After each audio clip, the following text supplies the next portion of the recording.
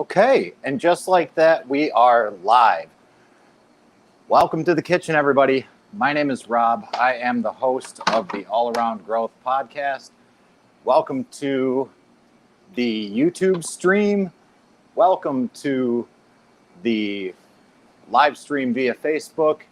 And welcome to Twitch, wherever you are watching from. I'm glad you're here. Today we are packing a batch of traditional sauerkraut. And I just decided to keep this book here as a reference because first and foremost, it's a great book and we use and reference that book a lot. So if fermenting is your thing, then the Kraut Guy and I would highly recommend picking up a copy of this.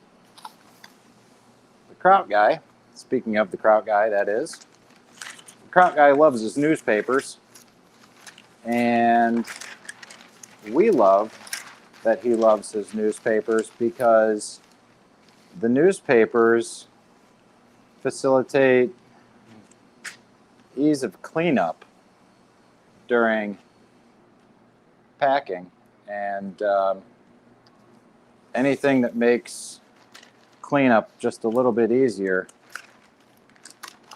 interests me. So give me a sec while I lay out these newspapers and you'll see why in just a moment.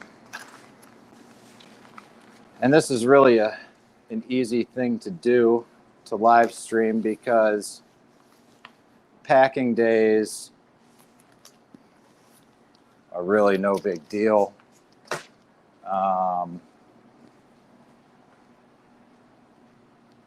It's pretty self-explanatory. And what I'm doing right now is I'm actually getting the batch of kraut that we are going to pack. So you'll see everything from the packing process to how everything is taken care of, even how we test the pH. And this isn't really all that exciting, but, oops, it looks like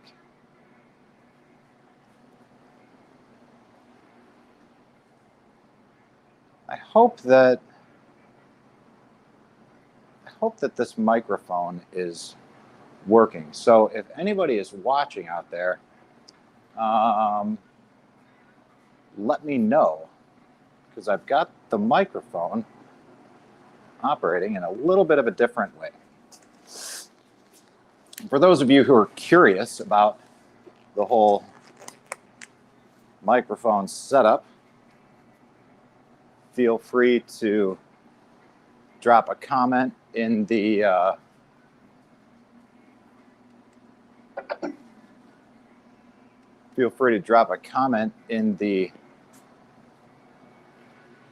comment section there, and in the interim I'm going to try and get some music playing before we get too far into things.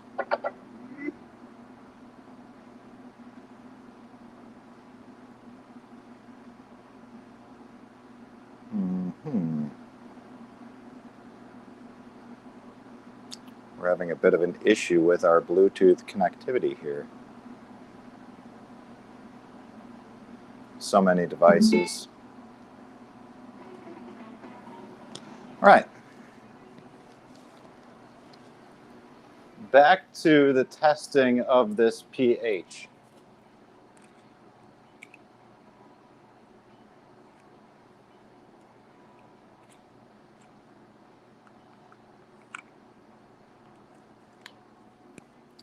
All right, so when you're testing pH of your sauerkraut, I'll demonstrate this here on the action cam, but what we use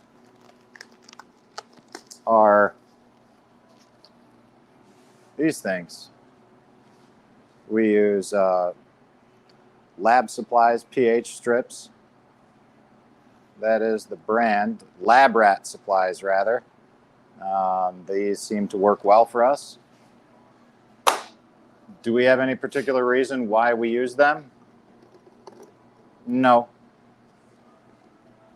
All right. So everything looks good to me. Everything smells good.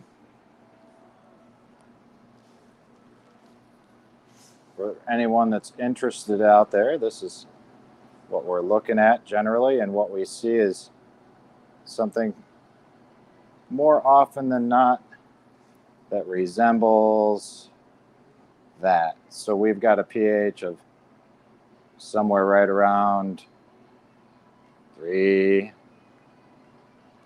not quite 4, and that's exactly where you want it to be. So with that said, we'll go ahead and document that later after the batch, but for now, we'll go ahead and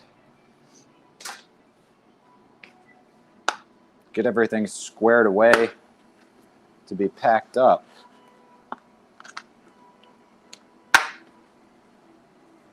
And what I'm doing right now, for anybody that's curious, is just giving this thing that we drain the kraut on a quick wipe with a sanitary wipe. Even though it's clean and the kraut's not really going in here, it sure doesn't hurt to give everything a wipe down and maintain an extra level of sanitary practices, especially when doing so at a commercial level. All right. So at this point, we remove our follower and our spacer. And I forgot to link to it in the description. I will have to continue to remind myself to do so. But you know what? I'll go ahead and do this. What we're looking at right here is a ball fermentation spring. These are great. They sell these in kits, and they're highly recommended. What I'm going to do with this is I'm going to scrape off just the top layer. There's nothing wrong with it, but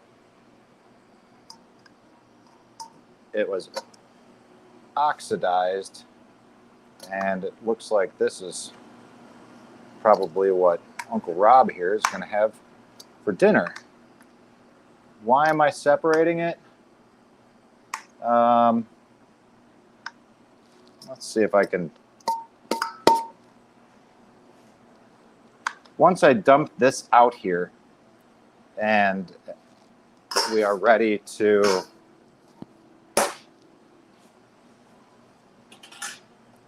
jar this up, I'll see if I can bring that oxidized kraut over and do a side-by-side demonstration.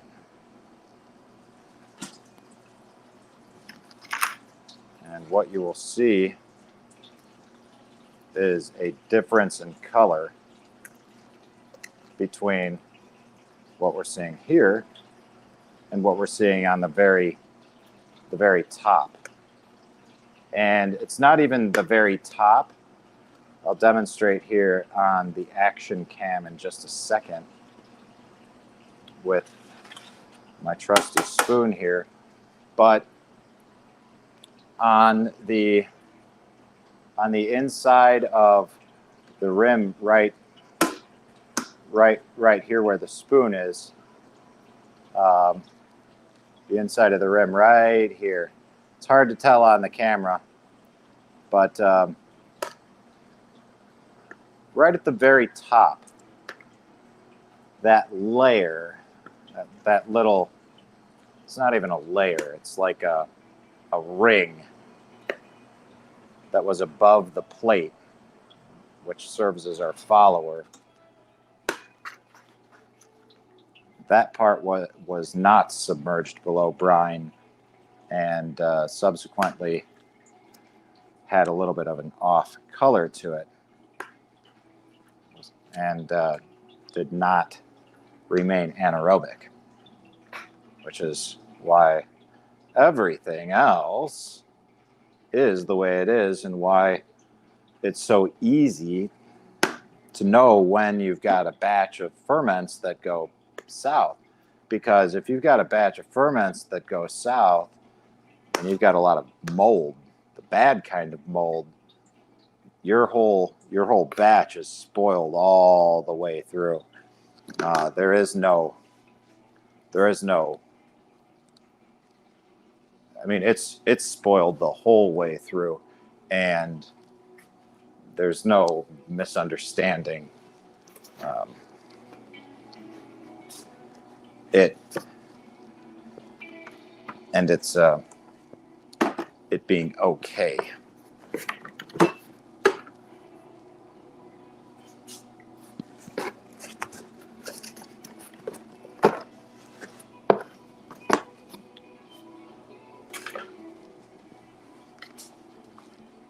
Okay, so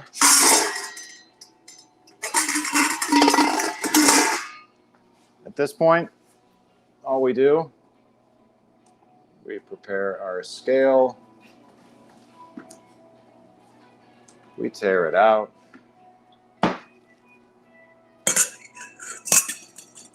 and just for an extra layer of cleanliness in the name of timeliness,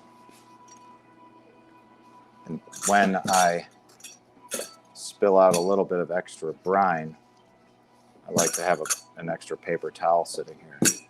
You'll see why in just a moment. So with that, guys, we are ready to begin packing the sauerkraut.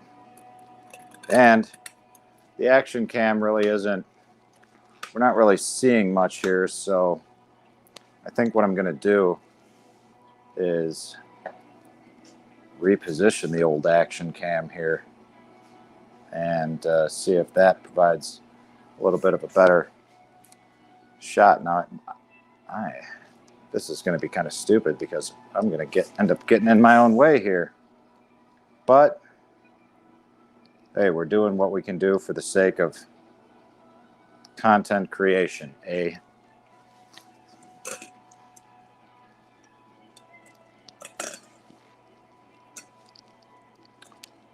And so continues the rest of the process.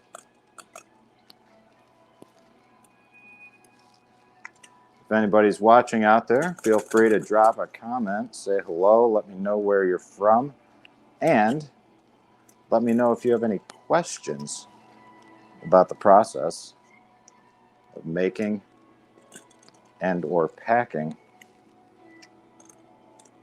sauerkraut. In this case, a traditional kraut consisting of cabbage, salt, and thyme.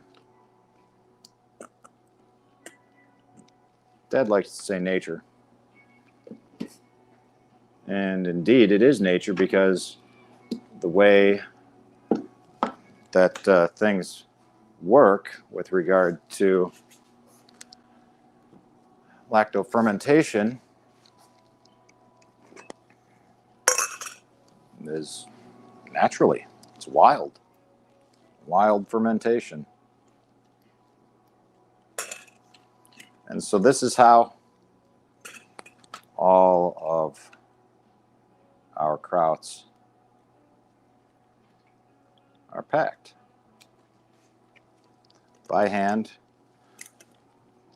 Gone through, and one last little QA pick right at the end to get out any large little bits that we missed during the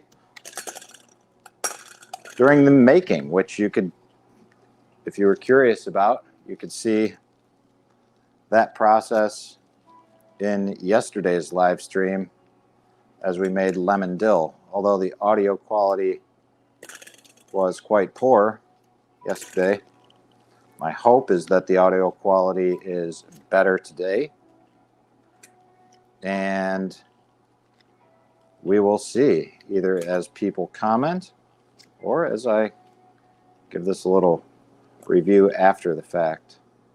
Nevertheless, we will continue to stream more from the kitchen.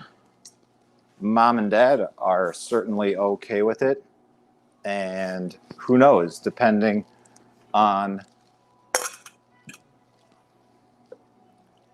how this goes with the podcast and all around growth, we may include some of this kind of streaming activity on and with the farm channel, depending on how things go. Not entirely sure. Kind of fleshing out that discussion with Mom and Dad as I engage in a lot of this new activity right here together with you. We're figuring it all out together. So, thank you for hanging in there with me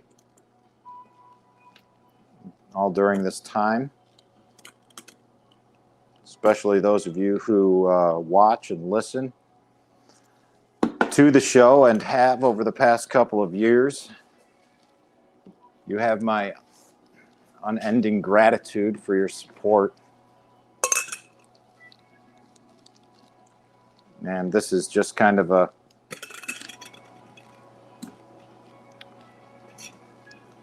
natural and fun extension of the podcast.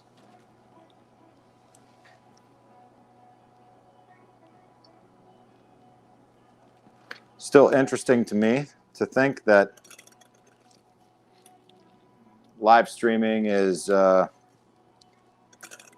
going to be something of interest. It'll certainly be interesting when we have more people engage, and I'm doing this on a more consistent basis. So we'll see how that shakes out.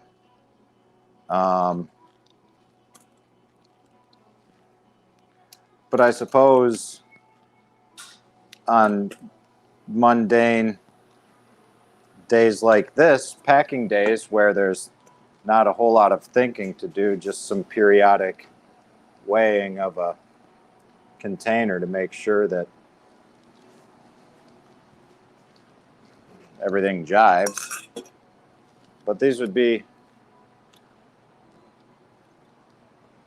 opportune times to have a conversation and engage in dialogue about all manner of things. So I guess in the name of doing that, rather than just sit here in silence, watch me pack traditional sauerkraut, we could talk about a little bit of the episode this morning's podcast episode, which was titled TikTok, Why I'm on It, and Other Social Media Platforms. And it was a good episode. I enjoyed this morning's episode. Ended up going in a couple directions that I wasn't really intending. And for, I guess, the second day in a row, I did something different with the podcast. I live streamed the show and then downloaded the files, both the video just as a backup, and then the audio file, which I then imported into Buzzsprout after fiddle farting around with it like I normally do in the mornings when I listen to a show. So I was able to get the intro and outro music in there like I like to have. Now, one of the nice things about doing that was that I'm still able to produce the podcast in a similar manner as I was before without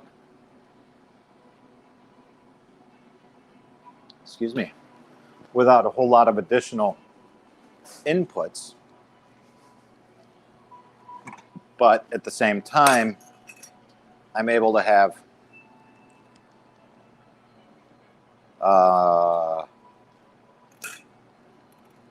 four different outputs at a minimum by streaming the content, and at a minimum, and I just mean, and it goes to YouTube, and then it goes to, my copy, Twitch, Twitter, or Facebook, whatever I'm doing, and so the idea of utilizing StreamYard in conjunction with the podcast, if you have the ability to do so in front of a computer, it's genius. And the idea of this, having multiple cameras set up like this, I wish I could take credit for this idea, but this idea comes from Brian Norton, aka Scramblin', over there at Food Forest Farms in Washington, provisioner of high quality coffees, various cannabinoid products,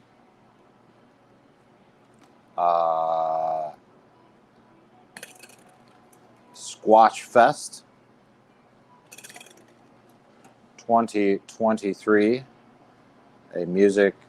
a solstice celebration of music, art, and light, and also assisting with the live stream of this packing of kraut. And speaking of which, let's go ahead and get that rolling.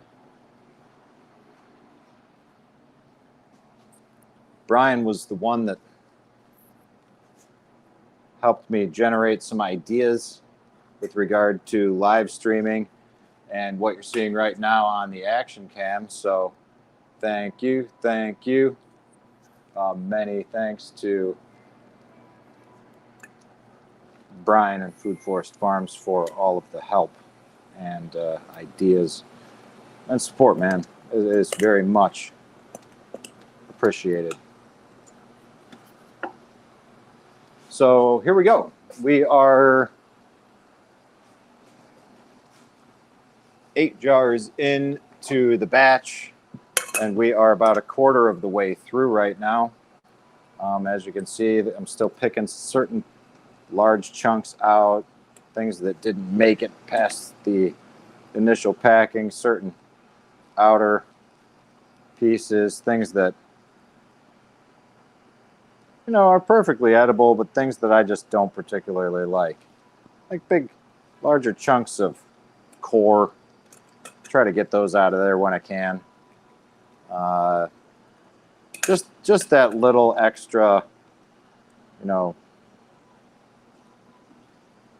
measure of care, I think, makes a difference in the end product, because I know that when I have products that are made, produced with the same level of care, I feel like they're better, period. Like, I don't know if the care and the love that goes into the production of food, cultivation of plants, vegetables, if that translates into nutritional value, that's debatable. But I know that I'm passionate about what I do, as is everyone here in my family and everyone here that works on my family's land. Cody, the people that work with Cody, Dave.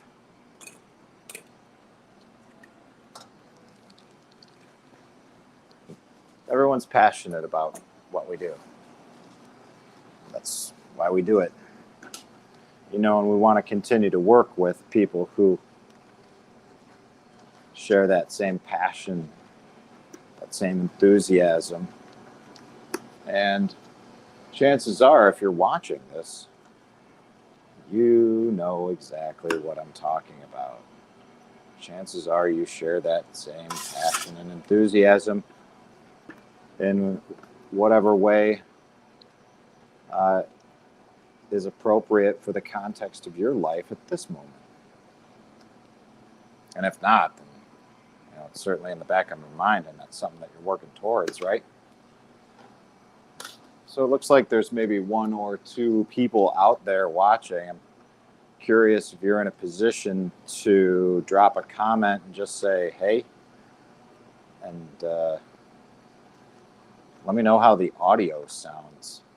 Like I said, I've got a different mic today, and I am curious to see how this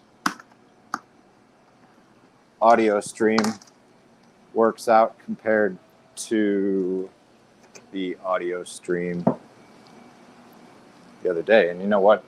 It would help if I actually made this so I could see a comment.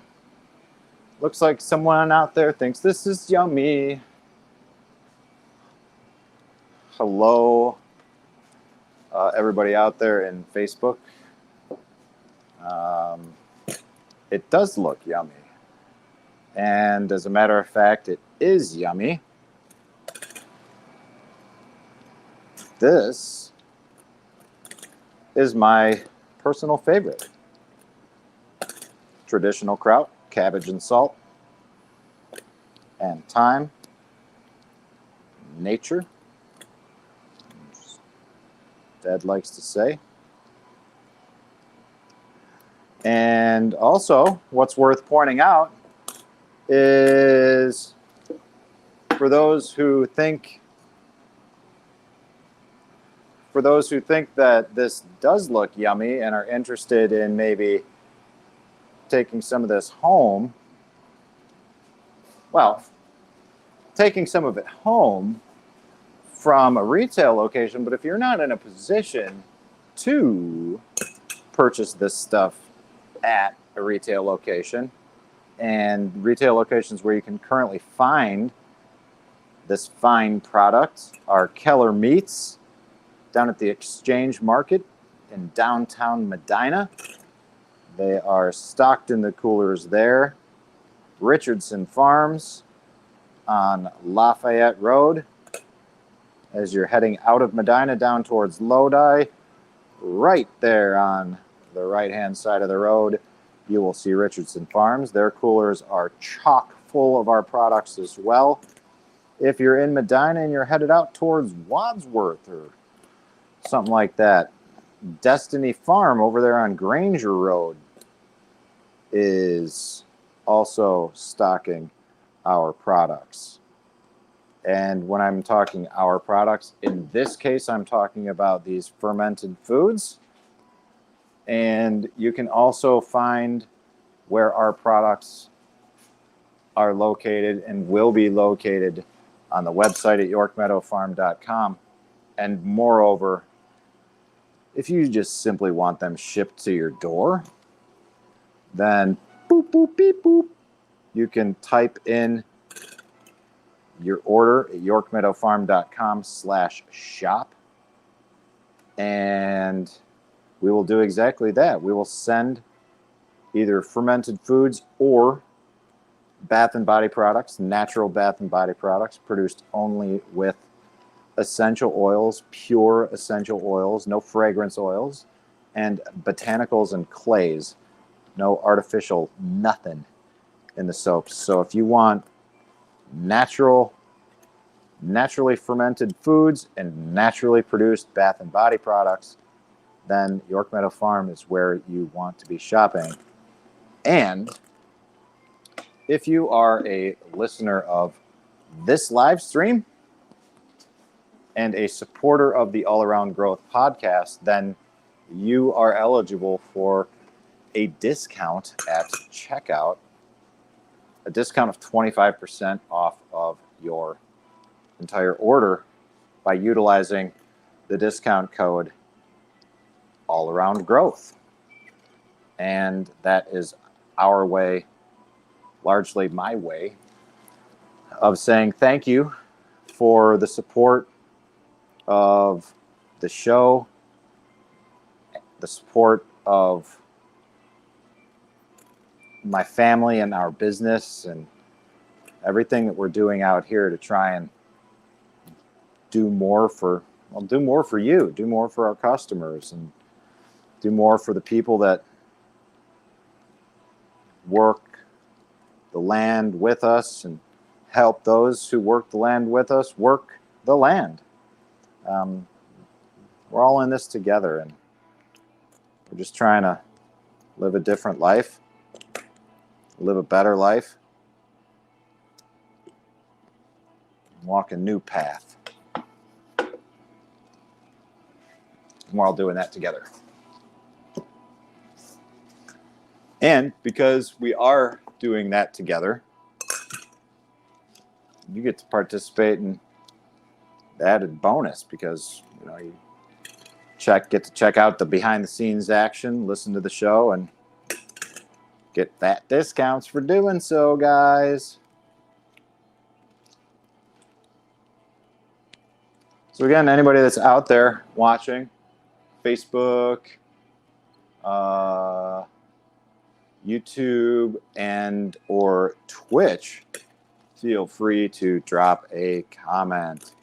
Let me know where you're from. Let me know if you have any questions about the art of fermentation, what we're doing here and why.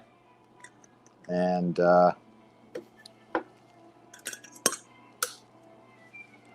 the fact that I'm picking this out, I saw something that I didn't like in there.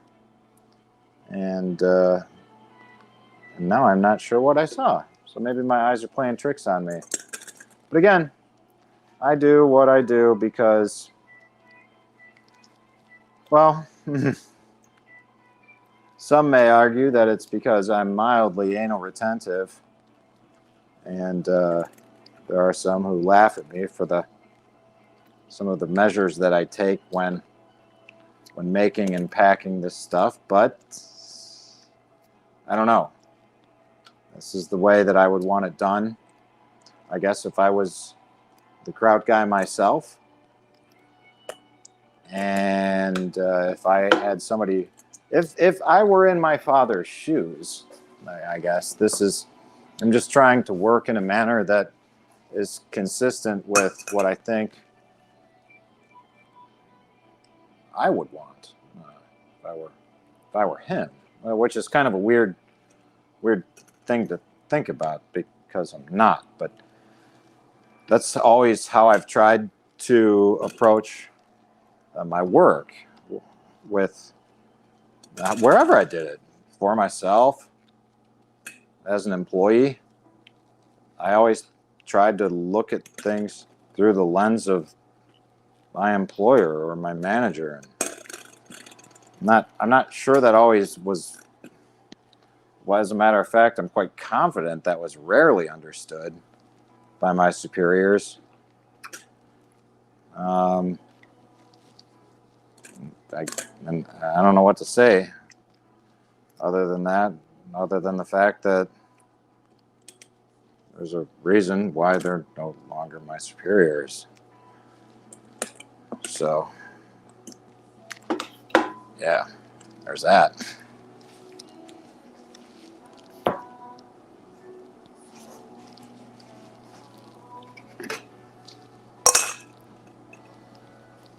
Definitely looking forward to wrapping this up and checking out the audio.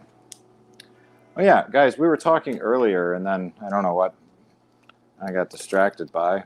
But we're talking about the content creation and TikTok and whatnot, and you know, I had some reservations about live streaming from the kitchen.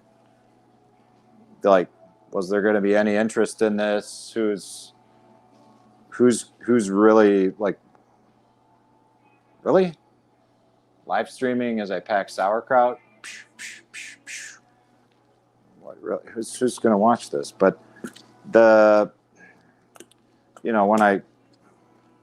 when I heard other people were doing similar things, and when I took a brief 60-second little selfie video in here the other day and said, hey, what do you guys think about this? The response was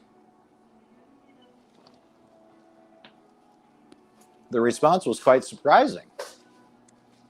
And it was not really what I was expecting. So, and what I'm getting at is the response was that the interest was there.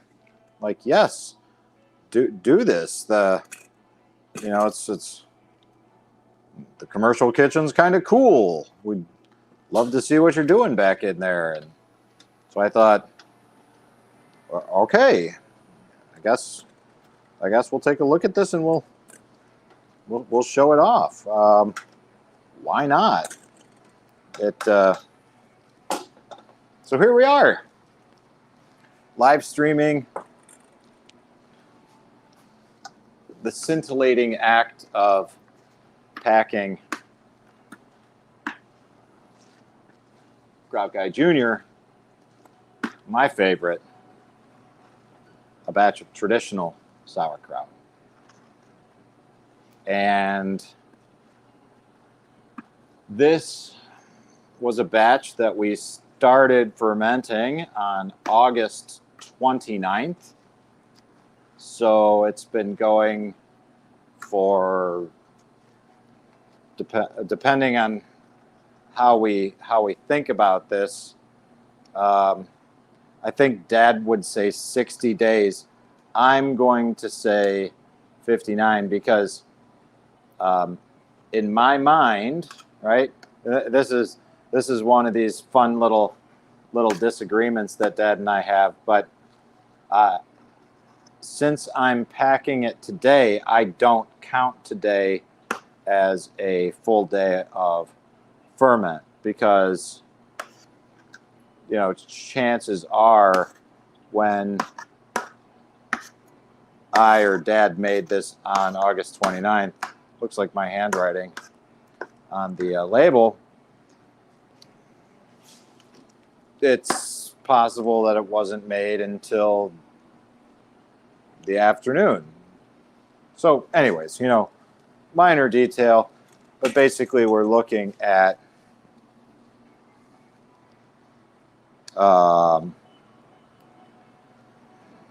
weeks of fermentation on this particular batch of sauerkraut. And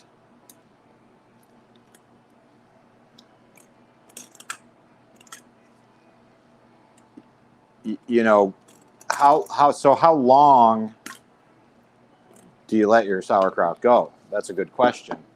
I actually did a podcast episode about this in the past. How do I know when my sauerkraut is ready?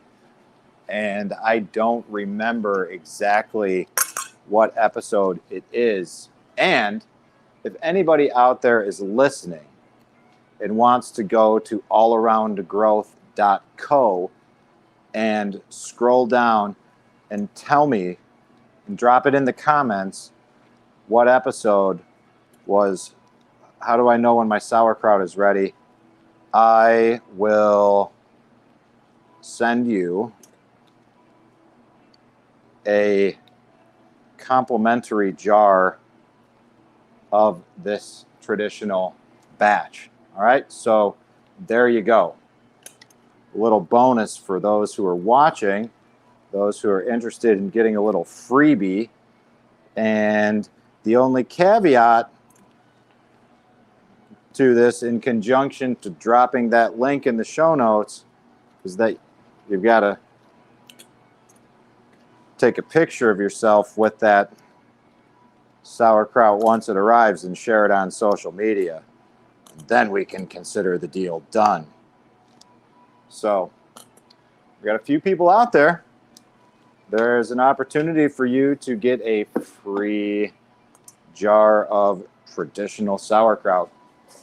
All you've got to do is go to allaroundgrowth.co and tell me what episode was the episode where we talked about when sauerkraut was ready.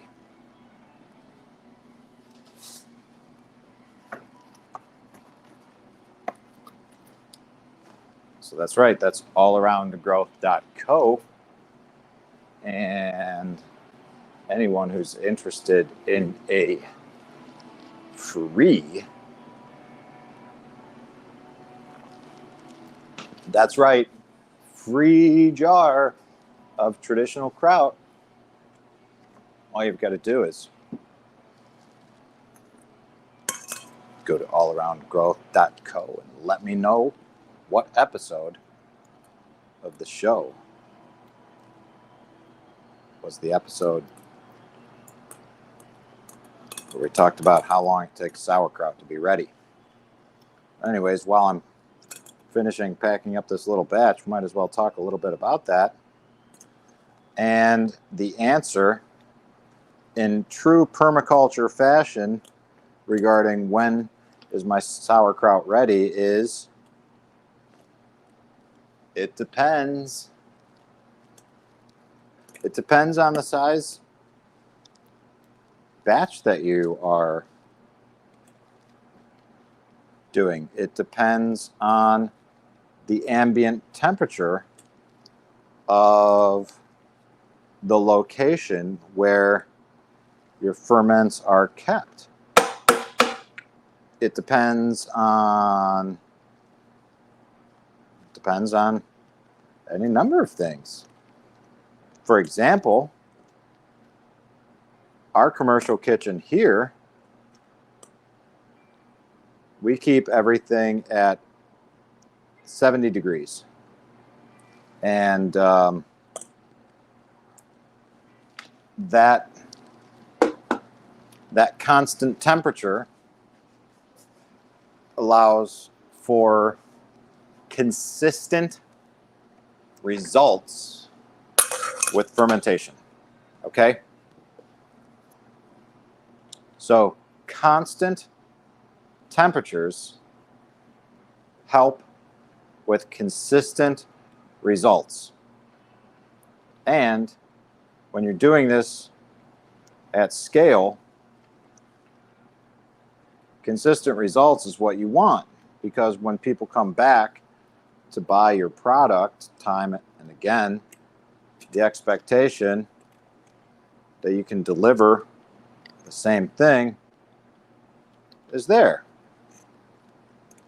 But when you're doing things at home for yourself, you know, by all means, experiment, mix it up a little bit, change your recipes, but document what you do.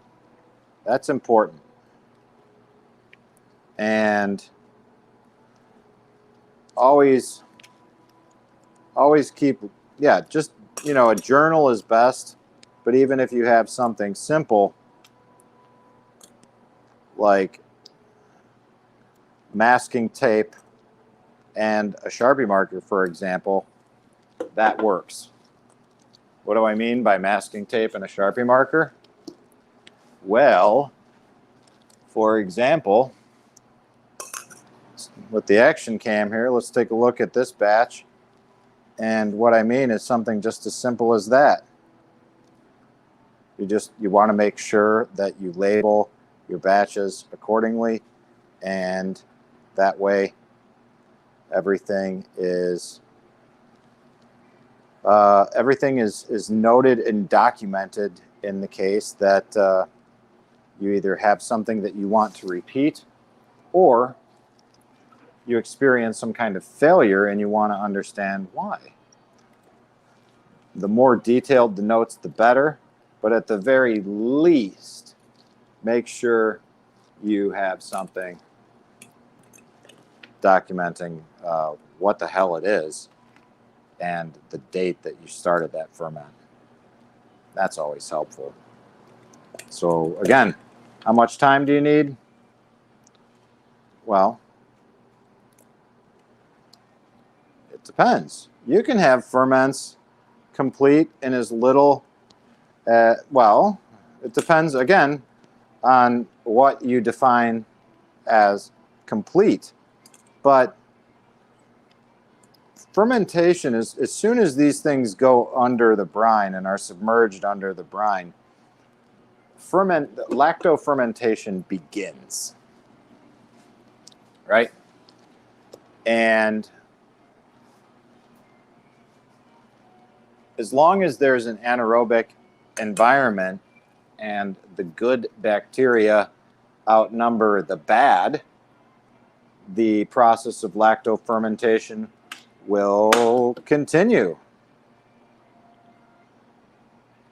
until there's literally nothing else for the good bacteria to eat, right? And that generally takes a very long time.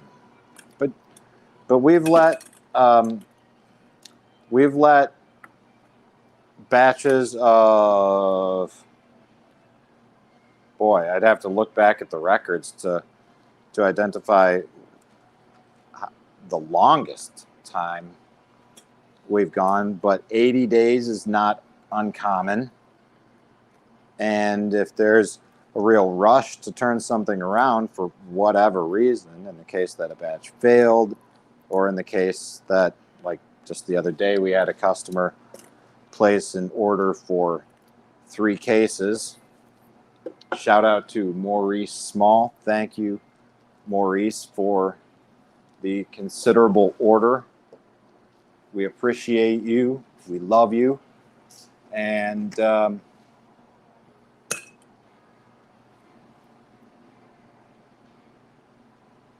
don't know what to say. It's an honor when orders of that magnitude come through, especially considering the history you have here with my family and our farm and everything. So thank you. You know, it's really a hell of a thing to think about sometimes, that this is how it's come to be now. This is how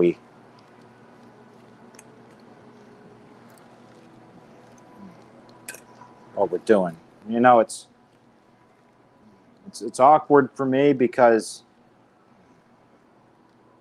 my parents are still working. My dad works part-time, teaching math at a local college as an adjunct professor, and then, of course, you know, he's the kraut guy, and that consists of certainly more than part-time job in addition to that. And Mom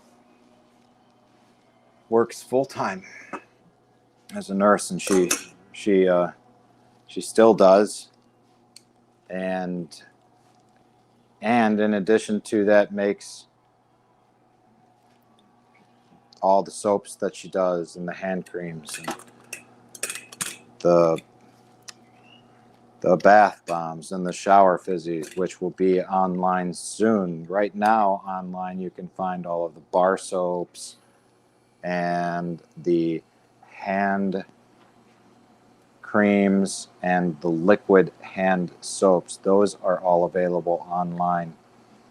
And we have yet to order or yet to get the bath bombs and shower fizzies on there. But if that's something that you're interested in, if there's if there's something that I'm talking about now that you want, you just drop me an email at yorkmeadowfarm@gmail.com, and either myself or someone will get back to you, and be sure to let you know how we can help you out, and what we've got that may not be available on the website, because not everything is. Some things that we don't make enough volume of, that we really only bring to market, those aren't on the website. We actually debated on listing kimchi online because we wanted to reserve that, if you will, for the market customers, but there was such a demand for it that we decided to indeed launch that online. And there is still some available online. Maurice didn't clear us out of all of it. And luckily, I see another 1, 2, 3, 4, 5-gallon jars of fermenting kimchi in various stages back there, which means at a minimum we've got another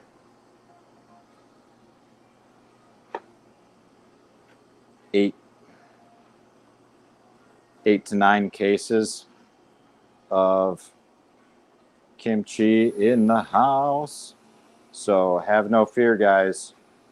When we do things like stock the product at Richardson's, and then Stephanie posts a picture of the restocked cooler, and then somebody sees it and goes up there and buys all the kimchi in stock, have no fear, because we've always got more of your favorite products in production. And if they're not currently in production, it's just because we are having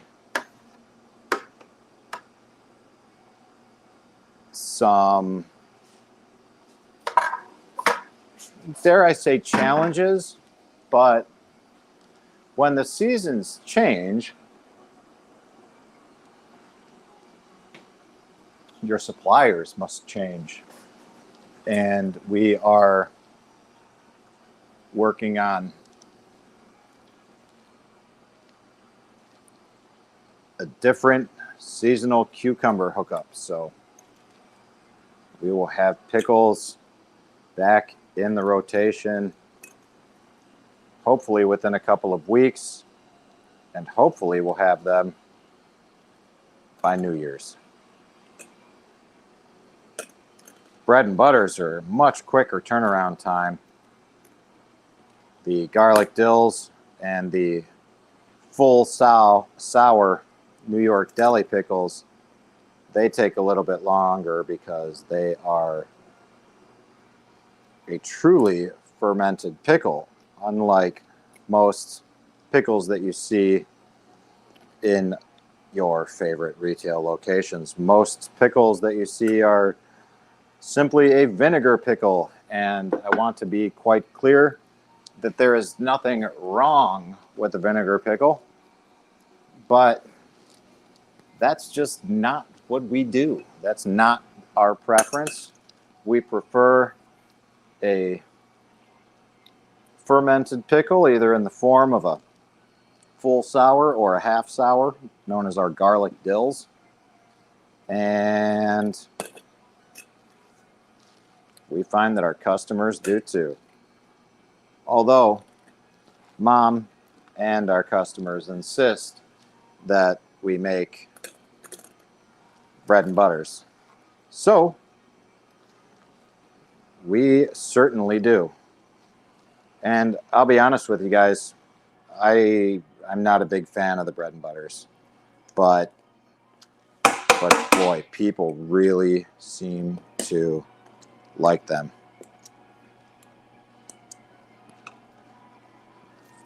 I don't know if you guys can hear what's playing in the background here, but we've got a little bit of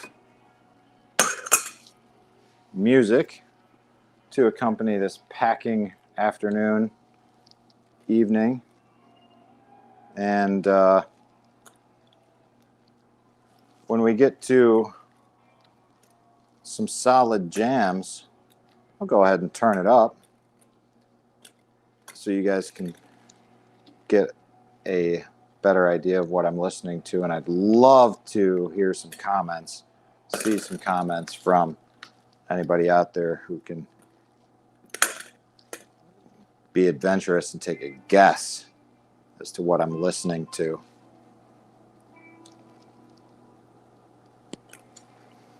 Any guesses are welcome. Any guesses are welcome.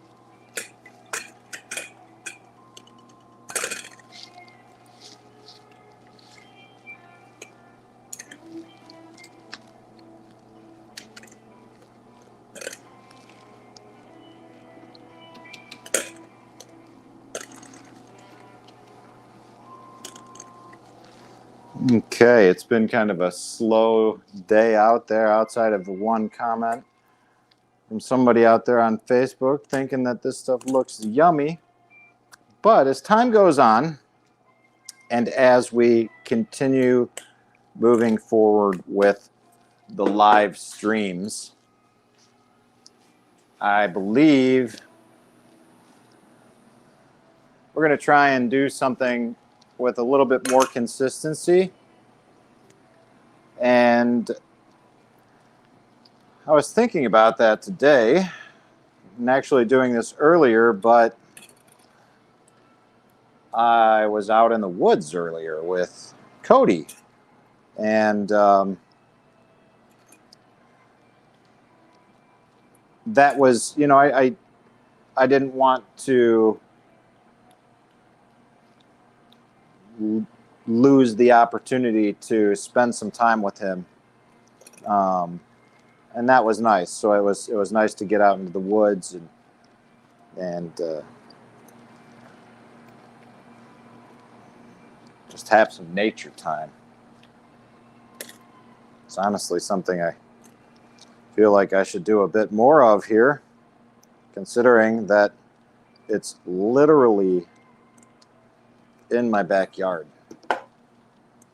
It literally is my backyard.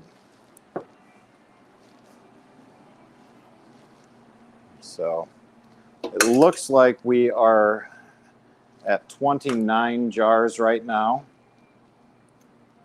We are probably going to get, I don't know. We'll see how many we get out of here. 32, 33.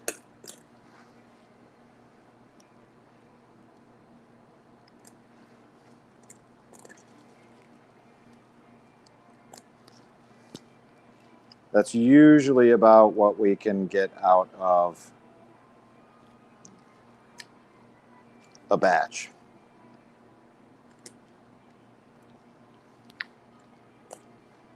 And then, depending on the batch, we will get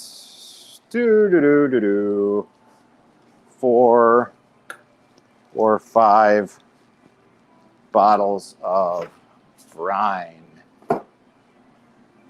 And the brine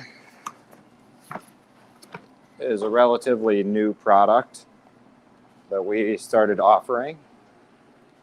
Brine is something that we first started bringing to market as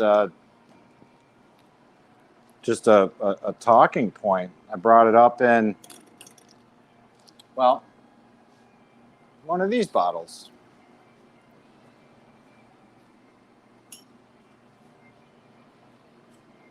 One of these bottles. These bottles are great because they are easily accessible. Excuse me. They're easily accessible from Aldi.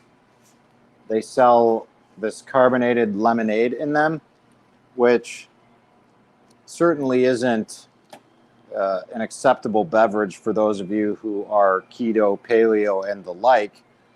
But for the cost of the lemonade, the bottle is well worth it, because I think it's like $1.99, or that's what they used to be. And they're great for kombucha. So Mom and I used to buy them en masse when we were doing a lot more kombucha and a lot of flavored kombuchas. They're great for your secondary ferment, because you can just throw some frozen berries in there, or some juice, or whatever you want to use for your secondary ferment, and then just seal those things up and get some excellent carbonation and what have you there. But we've since slowed down, or, well, I've stopped the kombucha production. Mom's still going with it. But we ended up bringing some of this brine in some of these bottles up there, because I was walking around a grocery store somewhere and I saw some a product called Gut Shots, and that's exactly what it was. It was sauerkraut brine, and it looks like we're going to have a sample jar here. So I offer, you know, I had the idea that we would just print a traditional kraut label on it and bring up some of this extra brine, which you're about to see here in just a moment, and throw a little sign up that said free gut shots. And that's exactly what we did. And within just a matter of weeks, people were saying, "Oh my goodness, this is wonderful. You know, what can we do? How can we get this stuff? Where can we buy this?" And you know,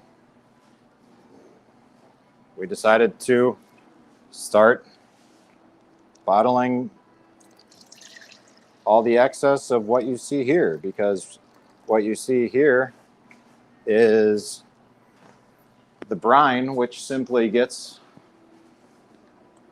topped off and in these jars just a little bit, just a little smidge, so that that oxidation that I talked about in the beginning is less prone to occur once these jars are opened by the customer, right?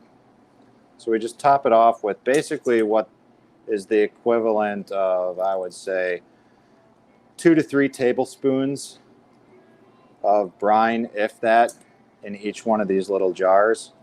And then the excess, yeah, we took that up to market and we're offering that as gut shots. And people said, hey, this brine is pretty good. It's like pickle juice, but better. And we bought the bottles that you're going to see here in just a moment. And we started bottling up pickle brine. I mean, sauerkraut brine, rather.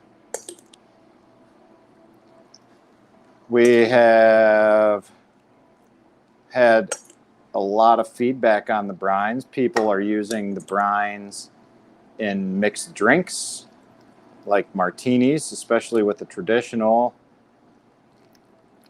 And with brines like the jalapeno cilantro and the kimchi, those seem to be a big hit with people who enjoy Bloody Marys.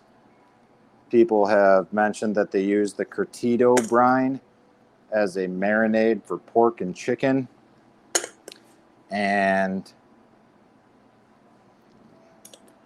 oftentimes, Dad and I will just keep a brine in the fridge and just do little shooters of it in the morning in place of how people would use apple cider vinegar, like a shot of that and some water, like a little tonic.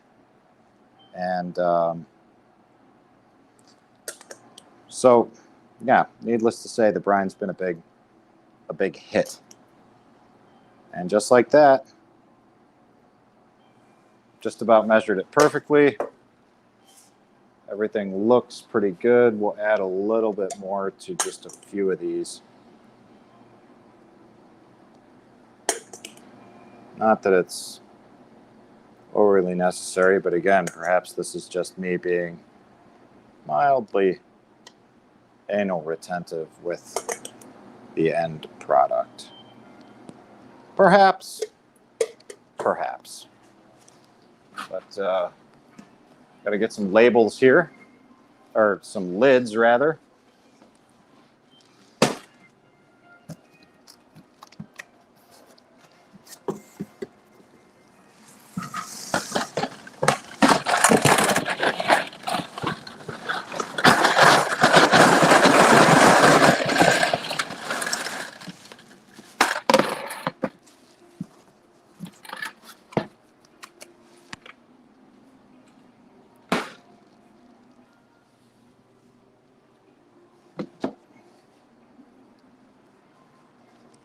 And then at some point,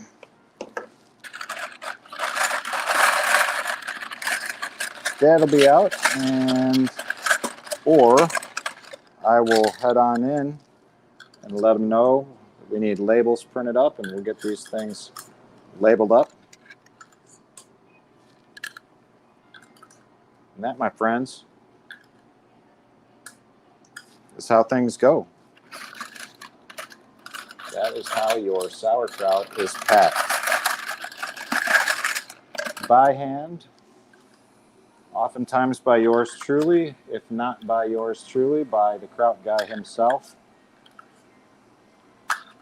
Packed with care, packed with love, and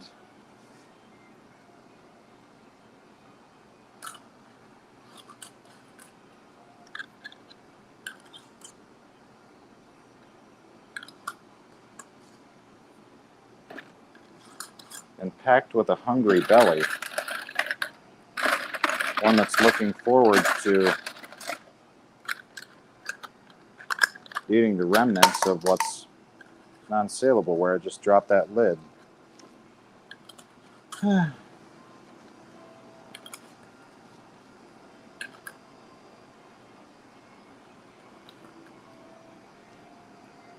Then the final step, after initially just getting these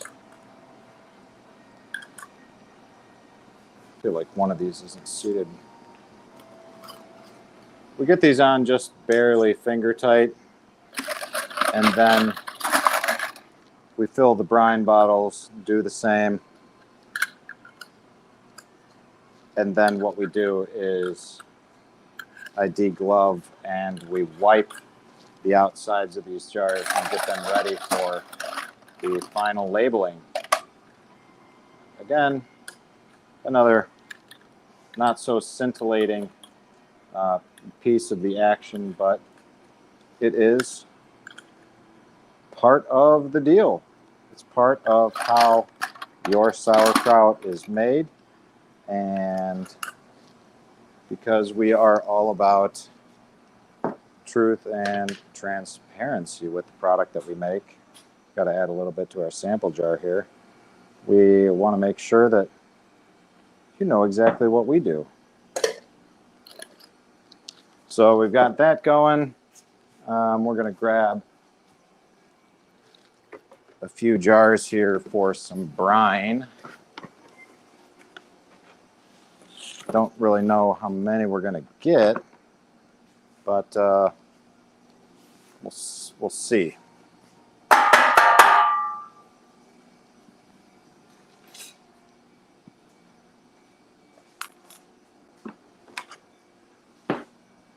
Whoops.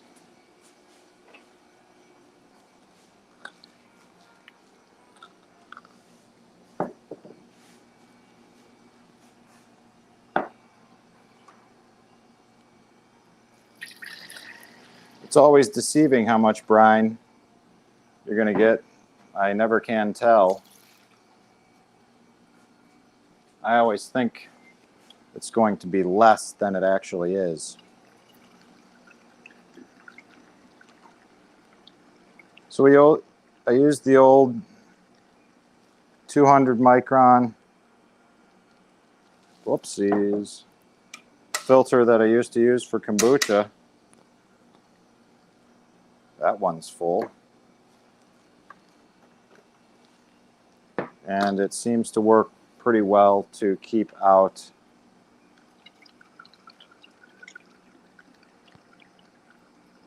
any little bits of cabbage.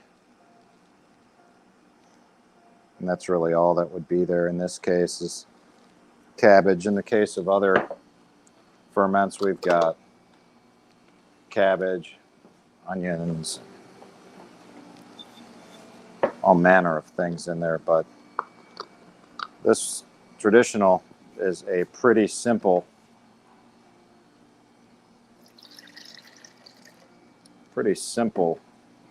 recipe. You got cabbage and salt. That's it.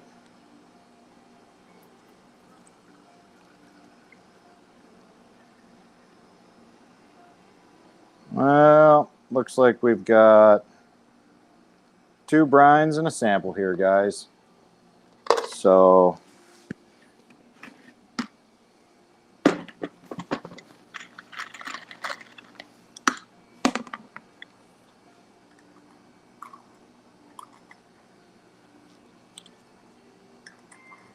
could have possibly had a third if I didn't pour that first bottle so full. Not really, but it was a healthy pour.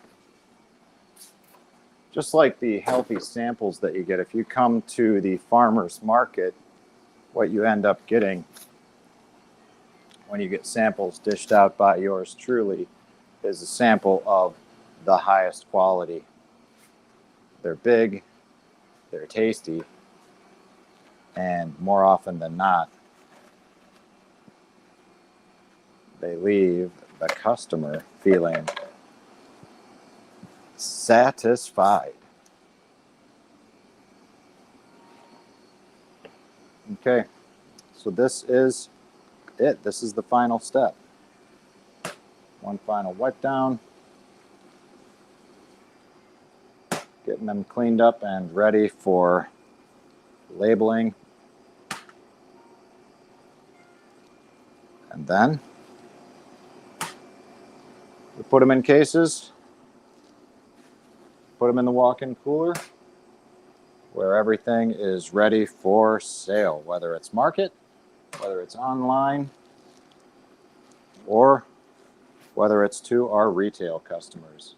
And guys, if you want to find out where our retail locations are, you can simply go to yorkmeadowfarm.com/retail.